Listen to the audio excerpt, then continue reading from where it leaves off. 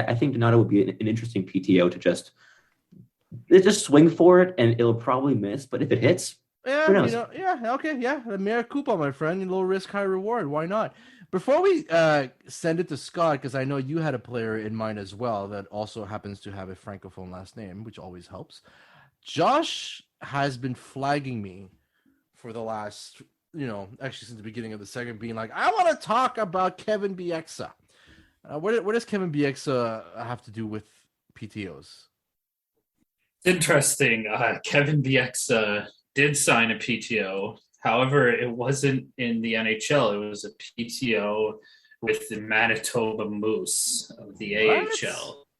Yeah, going deep down into the AHL PTOs for this one. But when he was in Manitoba, they played in Winnipeg and in a local bar, as per Canucks GM Brian Burke, who did sign Kevin Bieksa to his first contract. And the reason Bieksa got that first contract is because he bumped into a guy called Fedor Fedorov, Russian guy playing for Vancouver. He only managed to play, yeah, and he only had managed to play 18 NHL games, spent a lot of time in the KHL. But to paint a picture, Fedorov's 6'5", according to numbers online, and 250 pounds.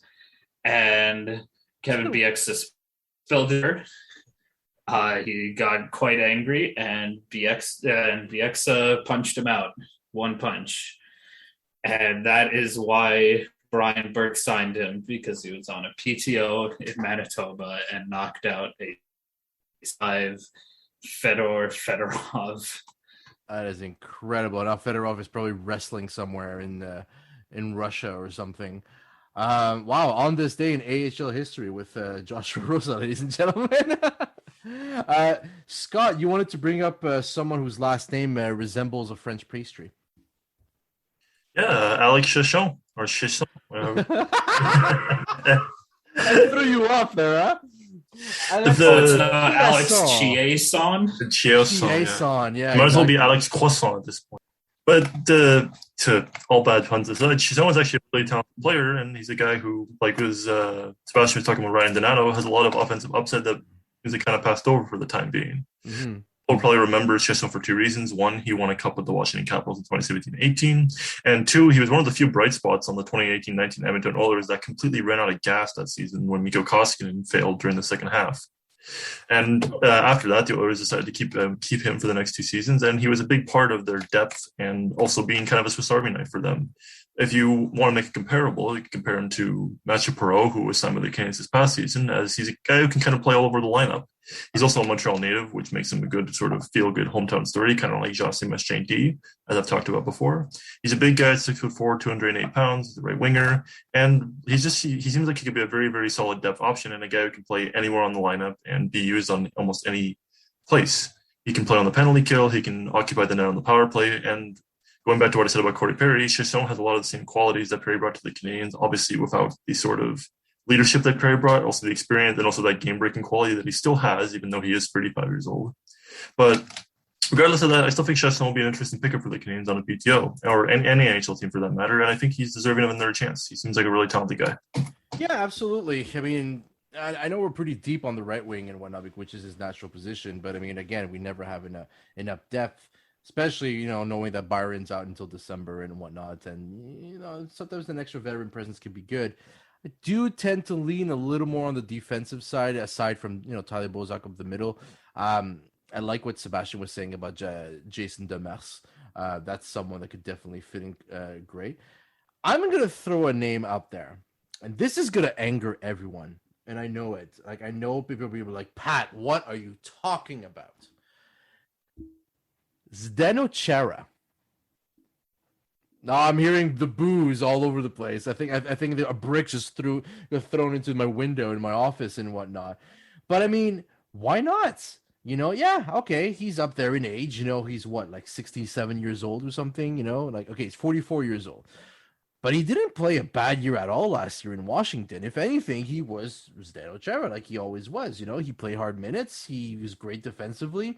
And why not? Because I don't know about you guys. I mean, I love the ceiling of Alexander Romanov, but I don't think that he's ready to play 82 games in the NHL. Like, I honestly think he could benefit of having, a full season playing 20 minutes a night with Laval.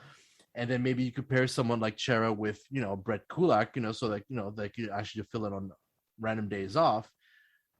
Am I crazy to think that Chara might one day wear a Canadiens jersey, which would be the bane of all existence for a lot of fans? I'm seeing Sebastian nod like crazy. Okay, go ahead. And tell me that I'm wrong. Tell me that I'm crazy, Sebastian.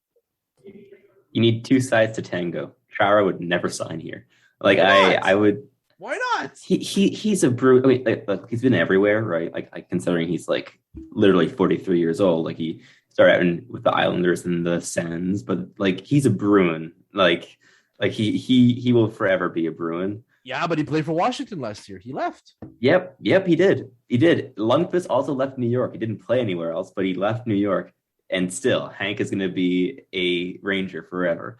And I don't know. Like I think that Montreal could show interest in Chara, but I think he will retire long before he even consider signing here. And the thing is, Chara played well last season. Like he played solid defensive minute. Like he didn't play a big role. Like he's a third pairing guy, but like he scored a bit. He did decently on the PK and just solid defensively. Like he's just a really solid third pairing defenseman. He's still an NHL player, even though he's 44. Oh, easily. He's an above average defenseman still, which is ridiculous considering his age. But I just don't see him ever signing in Montreal or Toronto. So I guess it's one of those situations where we agree that it's as crazy as seeing a guy like Ovechkin or Crosby play for anyone else except for Washington or Pittsburgh, right? I mean, well, I will point out though that the thing about Chara that makes him so reliable is his size and the fact that just as being massive, he's a guy who can play pretty much as long as he wanted to, I'd imagine, just because of his size and because he's just so solid defensively. Yeah, it's a guy who's 6'9", 250 pounds, but works out like Jaromir Jagr, and people wonder why Alex Ovechkin's still playing. He sits in the same spot all the time on the power play, and teams still can't stop him. Exactly. Waits for his puck and scores. To wrap up our PTO talk, Josh wanted to mention a very problematic name that signed a PTO in Toronto, Josh Ho-Sang, the man that I have come to, I'm not going to say detest. I mean, that's a hard word, but he was wearing number 66, which is absolute taboo in the NHL. You don't wear 66, you don't wear 99. But why did you want to point him out, Josh?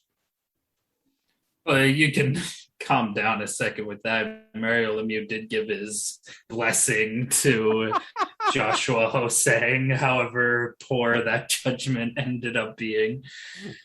But again, it's not every day that I think 25-year-old gets put on a PTO, and especially one that was so high up as Ho-Sang as he quickly fell. He was a first draft pick by the Islanders and one of the GMs of all time for the Islanders saying he'll fit right in as he was drafted, and did the exact opposite. He's someone that has the absolute skill to make it. I don't know if he can make it on such a skilled team like Toronto, and how he can fit into that, but it's hard. I don't want to say that he can't do it, because it's awful to say that someone's going to fail, but this is kind of his last chance feeling with Toronto. And he did lose, I think in Sweden, they kicked him out because he wasn't physically capable of playing according to their team. I would just love to see him be able to revive some part of his career, because he could be an exciting player if you look at his skills on the ice outside of his very problematic personal life. Yeah, I totally agree. Like I don't like the Maple Leafs at all. Like anyone here, they're my least favorite team in the league, but this is a move I really, really like from them. Like like Joshua Hosang as a player, I really think that he's been unfairly treated by the Islanders organization of something that also led to like him not showing up in shape for training, of just being exasperated, Got up late. never getting a shot, right? And I I really like the move. I think that he's not really been treated fairly there, and that I hope he knows that this is likely his last shot, and that he comes to training camp with like really in shape and just ready to just work, right? And as we saw, the Maple Leafs gave a shot to rebuild Alex Galchenyuk. They didn't, obviously. He's still a free agent, but they did work him back into the lineup. And the one thing that everyone noted on Galchenyuk was the work ethic, right? Like that is the one thing that every teammate, everyone said about Galchenyuk with the Leafs, was that his work ethic was unparalleled, something that was not the case when he's with the Habs. So I'm hoping that like a similar thing can boost Ho-Sang's work ethic, and that unlike Galchenyuk, he can actually stick it out in the NHL now. Okay, final 60 seconds, and we're going to clear the air about something. We keep saying Galchenyuk. We keep laughing at Galchenyuk. You know, but he still comes back in conversations all the time. You know what? Should we just give this guy a PTO and a second chance in Montreal? No? Sebastian? Josh? I mean, I think that ship has sailed. Because it's Josh going back to what Sebastian said about the rebuilding thing. The Leafs managed to rebuild Galchenyuk, and then Galchenyuk didn't look at his defenseman for a blind pass, and then that ended the rebuild right then and there.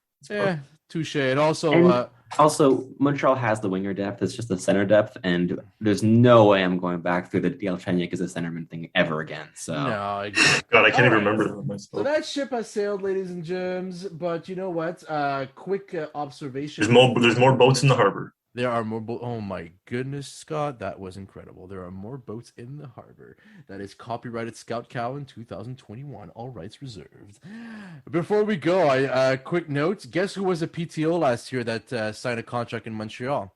Mike Hoffman.